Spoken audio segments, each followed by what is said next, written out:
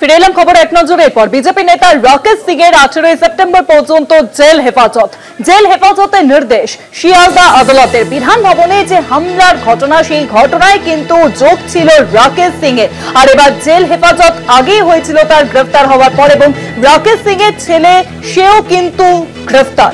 Jail হেফাজতের নির্দেশ শিয়ালদা আদালতের। বিজেপি নেতা রাকেশ সিং এর 18 সেপ্টেম্বর পর্যন্ত জেল হেফাজত। 8 সেপ্টেম্বর পর্যন্ত প্রথমে ছিল জেল হেফাজতের নির্দেশ, আর এবার 18 সেপ্টেম্বর পর্যন্ত সেই নির্দেশিকায় কিন্তু বাড়ল। আমরা জানি যে বিধান ভবনে যেভাবে কংগ্রেসের কার্যালয়তে হামলা চালানো হয় বিজেপির তরফে, সেই ঘটনায় রাকেশ সিং এর সরাসরি যোগ ছিল।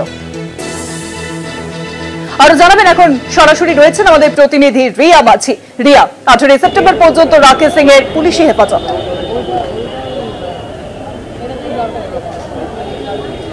একদমই শুভাঙ্গী, তোমাকে জানিয়ে রাখবো যে আজকে রাকেশ সিংকে প্রডিউস করা হয়। 4 দিনের পুলিশ হেফাজত শেষ করার পরে যখন আজকে প্রডিউস করা হয় শিয়ালদা আদালতে, তারপরে দীর্ঘ সাবমিশন হয় এবং এই সাবমিশনের পরেই পুলিশের তরফ থেকে রিমান্ড চাওয়া হয়, পুলিশের রিমান্ড চাওয়া হয়। কিন্তু সেই আবেদন খারিজ করে রাকেশ সিং তাকে জেসি দেওয়া হয়, অর্থাৎ জেল কাস্টাডি দেওয়া হয় 18 সেপ্টেম্বর অবধি। এই মুহূর্তে তোমাকে দেখাবো শিয়ালদা আদালতের চিত্রটা, যেখানে আমার ক্যামেরা পার্সনকে বলবো একটু তোমাকে সাইডে প্রথমে দেখাতে, যেখানে বিজেপির কর্মী সমর্থকরা তারা এসে উপস্থিত হয়েছেন। এবং গতবার আমরা দেখেছিলাম প্রথম যখন রাকেশ সিংকে কোর্টে প্রডিউস করা হয়, সেই সময় কিন্তু রীতিমতো ভাঙচুর উত্তপ্ত হয়ে উঠেছিল। একদিকে কংগ্রেসের টিম, অপরদিকে বিজেপির যারা কর্মী সমর্থকরা আছে রীতিমতো উত্তপ্ত হয়ে উঠেছিল।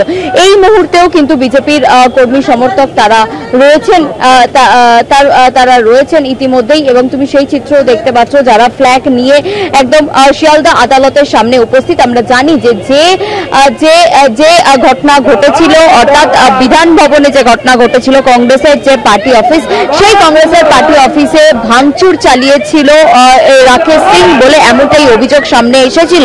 অন্যদিকে আজকে সাবমিশনের সময় রাকেশ সিং এর যিনি আইনজীবী তিনি বলেন, রাকেশ সিং এর আইনজীবী তিনি জানান যে যদি এই ভাঙচুর রাকেশ সিং করে তাহলে কেন এতদিন অবধি যেই সেকশনগুলো দেওয়া হয়েছে, অ্যাটেম্প টু মার্ডারের সেকশন দেওয়া হয়েছে, সেই অভিযোগের ভিত্তিতে এখনো কেন কোন রকম এভিডেন্স পুলিশ দেখাতে পারেনি বলে সেই প্রশ্ন তোলেন রাকেশ সিং এর লয়ারের তরফ থেকে।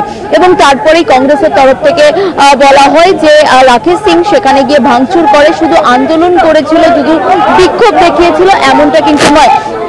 সেখানে গিয়ে রীতিমতো রাকেশ সিং ভাঙচুর করেছিল এবং তরল পদার্থ কিছু কংগ্রেস যারা সেখানে ছিল, কংগ্রেস সমর্থকরা, তাদের গায়ে সেই তরল পদার্থ কিছু দেওয়া হয়েছিল, দিয়ে তাদেরকে জ্বালিয়ে মারার চেষ্টা করা হয়েছিল, অর্থাৎ অ্যাটেম্প টু মার্ডারের চেষ্টা করা হয়েছিল।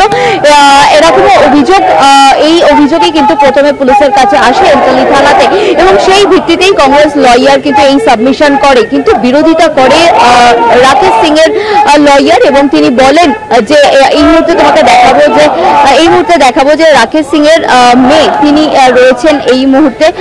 আমি একটু কথা বলার চেষ্টা করব যে আজকেও পুলিশি কাস্টাডি চাওয়া হয়েছিল কিন্তু জেসি দেওয়া হলো, কি বলবে?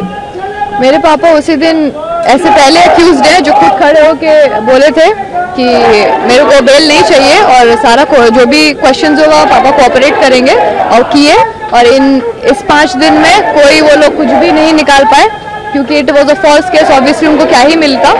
और अभी मेरे पापा को आज यहाँ पे पता चल रहा हम लोगों की पापा के ऊपर एक फॉल्स केस एक और रजिस्टर हुआ है।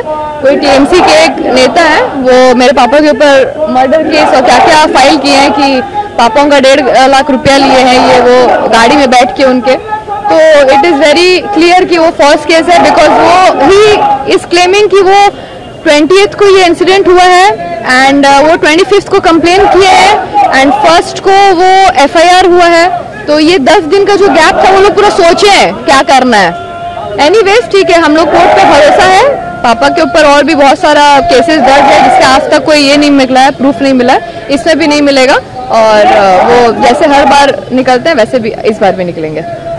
একদমই যেই অভিযোগ সামনে এসেছে সেই অভিযোগ কোনোভাবেই মানতে নারাজ রাকেশ সিং এর পরিবার। তার ছেলে এবং মেয়ে এর আগেও তারা জানিয়েছেন যে বাবা যেটা করেছে সেটা সঠিক করেছেন, কারণ প্রধানমন্ত্রীর মায়ের নামে যে কুরুচিকর মন্তব্য করা হয়েছে তারই বিরোধিতা করেছে বলে এমনটাই কিন্তু রাকেশ সিং এর পরিবারের তরফ থেকে দাবি করা হচ্ছে। তবে আজকে রাকেশ সিং এর রিমান্ড চাওয়া হয়েছিল, পুলিশের রিমান্ড, কিন্তু সেখান থেকে দাঁড়িয়ে আজকে জেল কাস্টাডি দেওয়া হয়েছে। 18 সেপ্টেম্বর অবধি রাকেশ সিং এর জেল কাস্টাডি বলেই কিন্তু কোর্টের তরফ থেকে এমনটাই নির্দেশ দেওয়া হয়েছে।